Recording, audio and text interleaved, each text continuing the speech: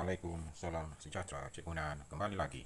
Dalam video kali ini, kita akan melihat pelajaran matematik SPM, sukatan serakan data tak terkumpul, bahagian yang ketiga. Dalam bahagian pertama dan bahagian yang kedua, kita telah melihat apa yang dimaksudkan dengan serakan dan sukatan yang digunakan untuk mengukur serakan. Antara lain, kita telah melihat apa yang dimaksudkan dengan julat, julat antara kuartil, varian dan sisihan piawai. Dalam bahagian yang ketiga, cikgu akan tunjukkan beberapa contoh soalan untuk kita mendapatkan nilai julat, julat antara kuartil, varian dan sisihan piawai. Perhatikan contoh yang pertama dan contoh yang kedua. Kita diberikan data atau pencerapan yang merupakan nilai seperti yang diberikan. Ini adalah untuk contoh soalan yang pertama. Data yang diberikan 50, 72, 63, 58, 55, 50, 70, 62, 66 dan 64. Kita dikehendaki untuk mendapatkan julat antara kuartil, variance dan sisihan piawai. Cikgu akan tunjukkan bagaimana untuk mendapatkan nilai bagi sukatan serakan berkenaan. Perhatikan data-data yang kita dapat.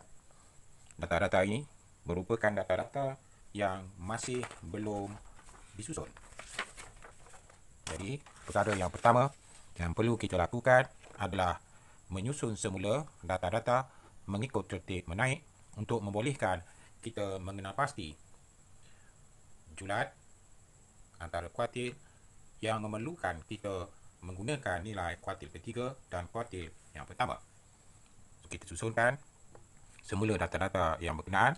Setelah kita susun, kita dapati bahawa data yang paling kecil adalah 50, data yang paling besar adalah 72. Dan perhatikan, ini adalah data yang pertama dan 72 adalah data yang ke-10. Maknanya kita ada 10 data. Untuk kita mengenal pasti kuartil yang pertama, kita cari dulu kedudukan median ataupun kuartil yang kedua.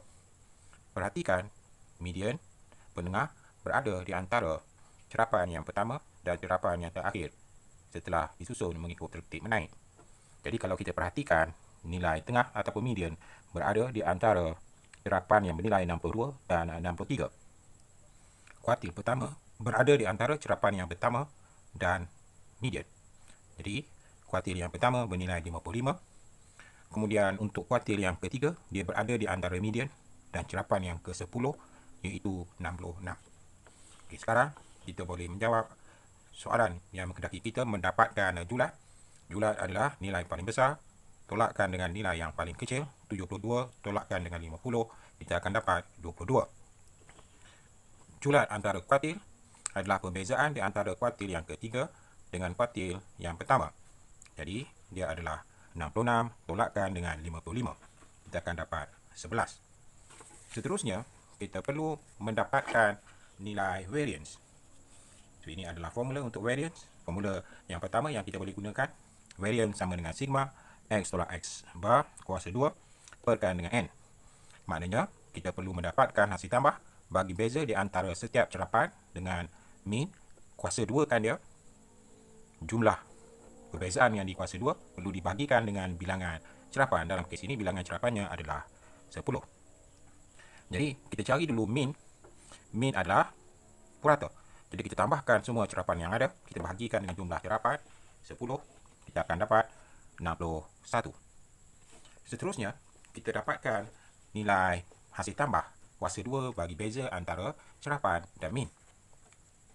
So, ini adalah hasil tambah bagi setiap beza setiap data. Dan bila kita tambahkan, kita akan dapat 528. Jadi, untuk dapatkan varian 528 bahagikan dengan 10, kita akan dapat 52.8.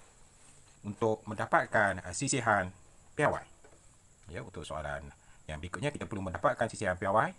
sisian piawai adalah punca kuasa 2 bagi varian.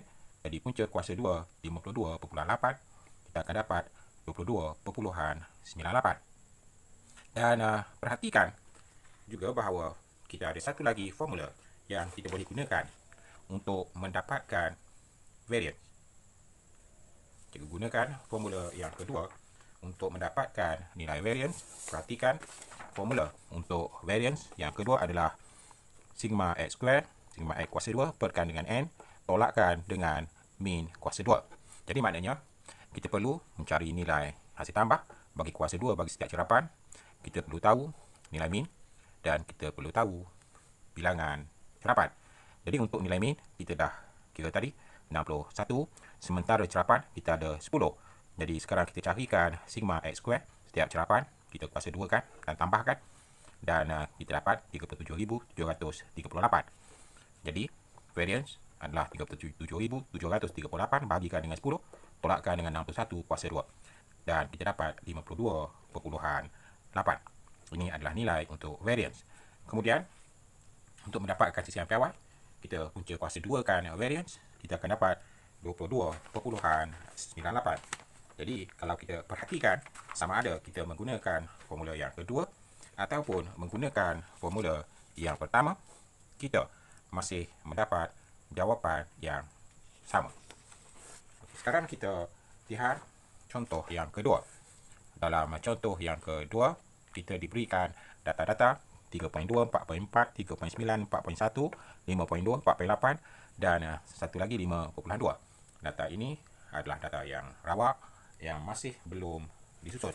Jadi apabila kita nak menjawab soalan ini, perkara pertama yang perlu kita lakukan adalah kita perlu menyusun terlebih dahulu data-data yang diberikan.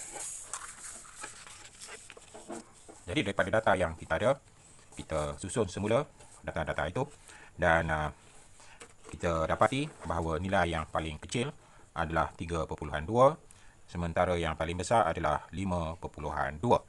So ini adalah cerapan yang pertama 3.2, sementara 5.2 adalah cerapan yang terakhir ataupun cerapan yang ke-7. Jadi kalau kita perhatikan nilai penengah ataupun median, kuartil yang kedua berada di sini, di tengah-tengah di antara cerapan yang pertama dengan yang terakhir. So dia adalah cerapan 4.4. Kemudian kuartil yang pertama adalah yang terletak di tengah-tengah di antara cerapan yang pertama dengan kuartil yang kedua. So yang berada di tengah-tengah adalah di antara 3.9 dan 4.1. Kalau kita perhatikan di sini, sebab dia berada di antara 3.9 dan 4.1, nilai kuartil yang pertama adalah purata antara dua nilai ini. Kemudian untuk kuartil yang ketiga, dia berada di antara medium dengan data yang terakhir atau pencerapan yang terakhir. So kuartil ketiga berada di antara 4.8 dan 5.2. Jadi kita perlukan dapatkan purata untuk mendapatkan nilai bagi kuartil yang ketiga.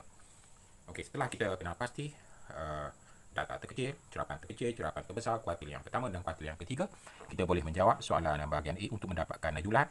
Kita tolakkan nilai cerapan yang paling besar 5.2 dengan cerapan yang paling kecil 3.2. So kita akan dapat bezanya adalah 2.0. Okey, kemudian untuk mendapatkan julat antara kuartil yang ketiga, tolakkan dengan kuartil yang pertama. Jadi kalau kita bahagikan, kita akan dapat bahawa kuartil yang ketiga adalah 5, sementara kuartil yang pertama adalah 4. Jadi julat antara kuartil adalah 1. Okey, kemudian untuk mendapatkan variance, kita boleh gunakan formula yang pertama dulu.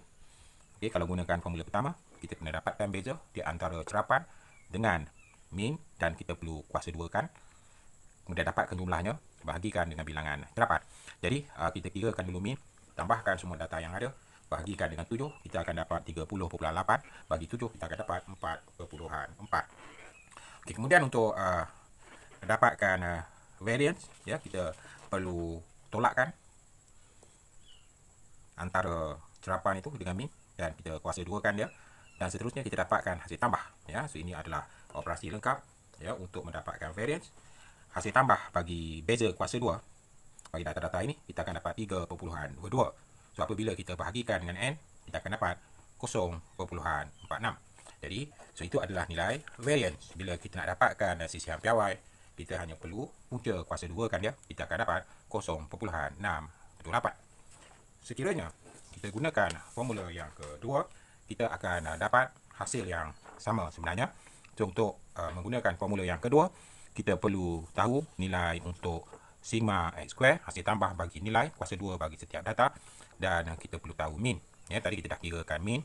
Minnya adalah 4,4, sementara nilai n datanya adalah 7. So, kita boleh dapatkan sigma x kuasa 2 setiap data. Kita kuasa 2 kan, dan kita perlu tambah. Kita akan dapat 138.74. Jadi, kita boleh gunakan nilai-nilai itu, masukkan ke dalam formula untuk dapatkan variance. So, variance adalah 138.74, itu sigma x square, perkan dengan 7, nilai n, tolakkan dengan min 4,4 kuasa 2. Nanti kita akan dapat nilai variance adalah 0.46. Kemudian untuk dapatkan nilai sisian piawai, kita hanya perlu punca kuasa 2 kan variance. So, punca kuasa 2 0.46 adalah 0.678. Jadi kalau kita perhatikan menggunakan formula yang pertama dan yang kedua, kita masih mendapat jawapan yang sama. Baiklah para pelajar, sekarang kita tengok contoh yang ketiga. Kita diberi suatu data dalam bentuk jadual kekerabat yang melibatkan masa dan bilangan murid. Masa 1, bilangan murid 2, masa 2 jam, murid 5, 3, 6, 4, 9, 5, 6, 6, 2, 7, 1 dan 10, 1.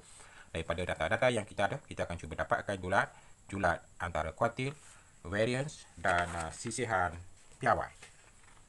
So, bagi data-data ini, kalau kita perhatikan, sebenarnya data-data ini kita dah susun. Maknanya 1 jam ada 2 kali, 2 jam 5 kali dan seterusnya. So, kita dah susun mengikut tertib menaik. Cuma kita ringkaskan dia dalam bentuk jadual kekerabat. Perkara yang pertama yang perlu kita lakukan adalah menambah ataupun mencari satu lagi kekerapan yang kita panggil sebagai kekerapan longgokan. So, kekerapan longgokan adalah kekerapan bagi data dengan mengambil kira kekerapan yang sebelumnya. Perhatikan, ini masa 1, kekerapan 2, kekerapan longgokannya adalah 2. Tapi untuk masa yang kedua, kekerapan untuk masa 2 adalah 5 kekerapan longgokan. Kita tambahkan dengan kekerapan sebelumnya 2. So, kekerapan longgokan untuk masa 2 adalah 7. Untuk yang berikutnya 3, kekerapan untuk 3, 6. Kekerapan longgokan adalah 6 tambah 7. Kita dapat 13. So, itu yang kita lakukan dan lengkapkan jadual kekerapan longgokan ini. Dan seterusnya, kita perlu mengenal pasti nilai kuartil pertama, kuartil yang ketiga dan juga nilai min untuk membolehkan kita menjawab soalan yang menghendaki kita mencari julat antara kuartil, variance dan sisian piawai. Okey, untuk mengenal pasti kuartil yang pertama, kuartil maknanya 1/4. Jadi, kalau kita perhatikan, kekerapan longgokan yang terakhir adalah 32, bermaksud jumlah data adalah 32. Jadi, kuartil yang pertama adalah cerapan yang ke-1/4 daripada 32, iaitu cerapan yang ke-8. Dengan merujuk kepada kekerapan longgokan, cerapan yang ke-8 berada di sini. Maknanya, nilai bagi cerapan yang ke-8 adalah 3. Jadi, nilai bagi kuartil yang pertama adalah 3. Kuartil yang ketiga adalah cerapan yang ke-3/4 daripada 32 data yang ada. Maknanya cerapan yang ke-24. Cerapan yang ke-24, kalau kita perhatikan di sini, adalah untuk masa 5. Sini 22, maknanya 24 berada di sini. Jadi, nilai untuk cerapan yang ke-24 ataupun kuartil yang ketiga adalah 5. Okey, kita dapatkan julat. Julat adalah data yang paling besar, nilai besar tolak nilai yang kecil. Nilai besar dia 10, nilai kecil dia 1. So, 10 tolakkan dengan 1, kita akan dapat 9. Julat antara kuartil yang ketiga tolakkan dengan kuartil yang pertama. Jadi, 5 tolakkan dengan 3, kita akan dapat 2. Seterusnya, kita perlu mendapatkan variance dan sisihan piawai. So, dalam kes ini, cikgu gunakan formula yang pertama. Jadi, dalam formula yang pertama, kita perlu dapatkan hasil tambah bagi kuasa 2. Beza di antara data ataupun nilai cerapan tolakkan dengan min. Kemudian, bagikan dengan jumlah cerapan. Jadi, kita dapatkan min. Nak dapatkan min, jangan lupa kita perlu tambahkan hasil darab antara kekerapan dengan masa. Ditambahkan setiap satu. So 2 darab 1 tambah 5 darab 2 tambah dengan 6 darab 3 dan seterusnya sehingga habis. Itu sebenarnya merupakan jumlah nilai data. Kemudian kita bahagikan dengan jumlah data 32. So kita dapat 3.906. Itu adalah merupakan nilai bagi min. Okey, kemudian kita perlu mencari nilai beza di antara X tolak min yang dikuasa 2 kan, dan kita perlu dapatkan sigma ataupun hasil tambah. So nanti hasil akhirnya, hasil tambah bagi beza kuasa 2, kita akan dapat 102.719. Perhatikan, untuk dapatkan hasil tambah, kita perlu tolakkan masa. Yang pertama, 1, tolakkan dengan min 3.906. Bezanya, kita perlu kuasa 2 kan, dan darabkan dengan kekerapan. Sebab kekerapan sebenarnya menunjukkan berapa kali data itu muncul. Dan so kita dapat 102.719. Seterusnya, kita dapatkan nilai variance. So variance, berapa nilai hasil tambah tadi, bahagikan dengan 32, kita akan dapat 3.210. Okay, kemudian untuk dapatkan sisihan piawai, kita punca kuasa 2 kan sahaja nilai variance. So punca kuasa 2 3.210 adalah 1.792. Sekiranya para pelajar menggunakan formula yang kedua, perkara yang hampir sama juga perlu dilakukan, dan jika pelajar menggunakan formula yang kedua, pelajar akan dapat jawapan yang sama. Cukup dulu untuk kali ini. Cikgu harapkan contoh yang cikgu beri ini dapat membantu para pelajar untuk faham kaedah ataupun cara-cara bagi mendapatkan nilai sukatan serakan yang melibatkan julat antara kuartil, varian dan sisihan piawai. Cukup dulu untuk kali ini. Semoga bertemu lagi dalam video yang akan datang. Jangan takut, jalan terus. Assalamualaikum, salam sejahtera. Cikgu Nan kembali lagi.